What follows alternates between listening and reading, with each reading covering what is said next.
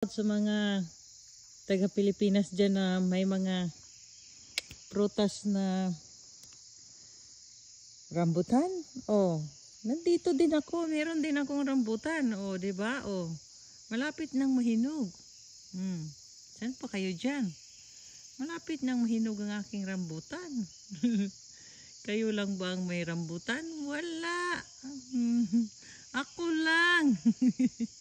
Ang daming ang bunga. O, tingnan nyo naman. Malapit nang mahinog yan.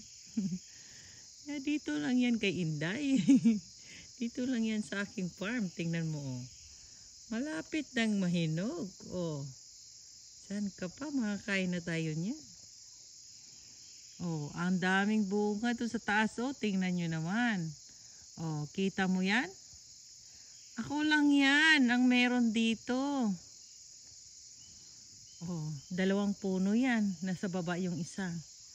So, titignan din natin mamaya kung marami ding bunga, no? So, kala nyo, ha?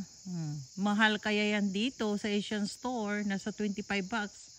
Bumili nga kami ng durian. Nasa ano na, nasa box. Diyos ko, kay mahal. 1,000 na mahigit. Mabuti pa dito talaga magtanim na lang ako ng durian din. Para magkaroon din ako ng punong durian. So, ayan sa mga hindi nakakaalam, may rambutan din kami dito. Tingnan nyo, ha. Masarap to.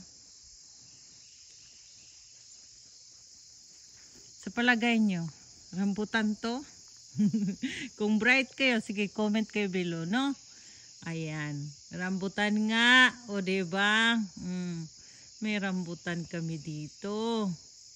Akala nyo kasi kayo lang meron dyan sa Pilipinas. Kami din pala dito sa US meron din pala. Ayan, oh, hinog na nga siguro itong iba eh. Kukunin na natin siguro. Or baka may nahulog na. Tignan natin kung may nahulog na ba. Ayan, kasi ibang klase ang rambutan namin dito eh. Malaking puno din. Tignan natin. Mayroon na ngang hinog. Oh, meron nang hinog. Nahulog na siya. Pero nasaan kaya yung bunga niya? Hanapin natin. Ayan. Yan ang rambutan namin dito. Ayan. So, ayan ang rambutan namin dito. Oh. Ayan ang rambutan namin. Ayan. Marami na palang nahuhulog eh. May kumakain na.